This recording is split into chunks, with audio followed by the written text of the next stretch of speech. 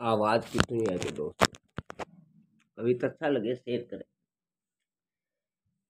भाइयों बहनों, ये नितांत आवश्यक है, आपकी मैत्री कृपा होगी। कभी तो अच्छा लगे तो हरे हरे आम्र अरे रस लुप्त हुओ किन कारण सवैया निक से नहीं क्यों सुने आम्र अरे रस लुप्त हुओ किन कारण जाना। इस जीवन में मुझ कंठ कभी पर दार विषय नहीं भाव रखाना। नहीं सुपने विषय मम भाव डिगे मुनि सूर्य कहे दग दोष समाना। परदार हुओ नहीं रखते कबे नप भोज महागुण ज्ञान निधाना। पुण्यात्माओं, भाइयों बहनों, धाराधीश महाराज भोज बड़े प्रजा वत्सल थे। वे वेश परिवर्तन करके गुप्त रूप से प्रजा के सुख दुख को जानने का प्रयत्न करते थे मित्रों, और उनकी समस्याओं को जानकर उनका हल करते थे। एक बार राजा भोज योगी के वेश में प्रजाचर्या का निरीक्षण करने के लिए निकले। वे एक दंपति के द्वार पर आ खड़े हुए। उन्होंने भिक्षा के लिए आवाज दी। उस समय युवा गृह स्वामिनी अपने स्वामी के लिए आम्र रस निचोड़ने के लिए उद्यत थी। अतः उसने वहीं से उत्तर देते हुए योगी से कहा, योगिन कुछ क्षण ठहरिए, मैं रस निचोड़ कर अपने स्वामी को देकर अभी भिक्षा लेकर आती हूँ। योगी की दृष्टि युवा ललना पर गिर रही थी। योगी उसके सौंदर्य से आकृष्ट हो चुका था। वह सोच रहा था, ऐसी नारी रत्न यहाँ रहने योग्य नहीं है।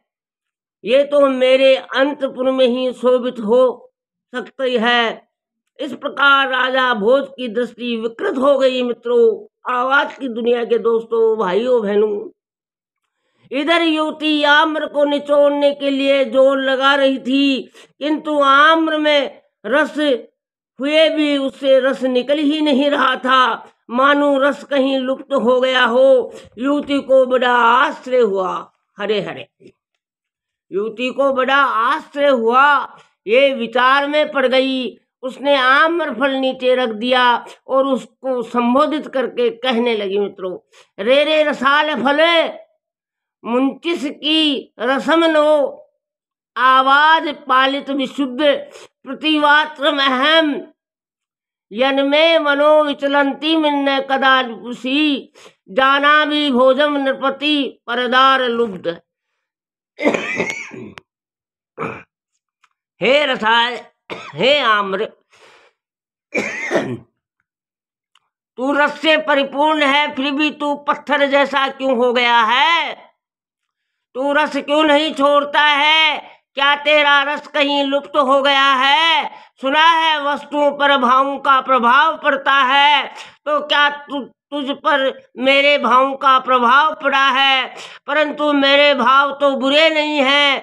मैं विश्वास पूर्वक कहती हूँ कि मैं बचपन से पतिव्रत धर्म का पालन कर रही हूँ, अतः मेरा मन पर पुरुष पर कभी चलित नहीं हो सकता। मेरे पति भी शीलवान हैं। उन्होंने इस जीवन में पर स्त्री का कभी विकार दृष्टि से नहीं देखा है, तो फिर क्या कारण है रस लुप्त होने का?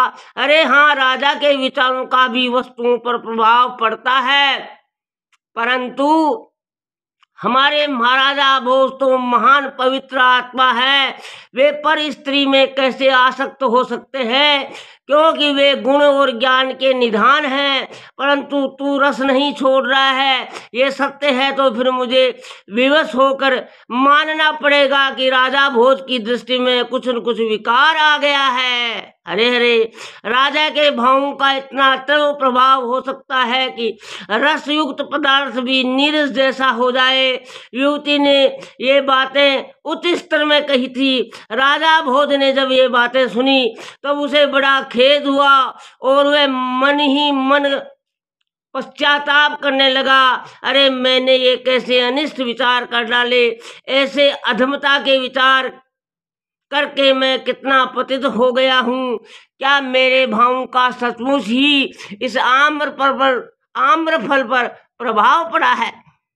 क्या भाव के प्रभाव से वस्तु सरस नीरस हो सकती है, या ये बहन अनोक्ति से मुझे ही कह रही है। सचमुच मैं विकृत भाव से आत्मा का कृपारस करुणा रक्त सूख जाता है। मुझे ऐसे विकृत भाव नहीं करना चाहिए। मुझे प्रजा को पुत्रवत पालन करना चाहिए, न कि उसका और उसके धर्म का शोषण। मैं प्रजा का सुख दुख जानने के लिए निकला हूँ कि अपनी आत्मा को विकृत करने के लिए। छी, मैंने ये क्या किया। हे आत्मन, अब अपनी शुद्ध भाव में स्थित हो जाओ। हो सकता है मेरे बुरा भाव का ही आम्रफल पर असर हुआ हो। राजा ने युवती से कहा, बेटी देखें इस आम को फिर एक बार निचोड़े तो। युवती ने आम उठाया और निचोड़ा, पात्र रस से भर गया। उसने रंग का पात्र अपने पति के हाथ, रस का पात्र अपने पति के हाथ में थमाते हुए कहा, मालूम पड़ता है कि द्वार पर योगी के वेश में खड़े हुए महाराज भोज हैं। अपने आंगन में गंगा आई है, चलो उनकी सेवा कर ले। हरे हरे दंपति योगी के समीप आए। उन्होंने योगी को प्रणाम किया और बोले, राजन हमारी कुटिया को पवित्र कीजिए।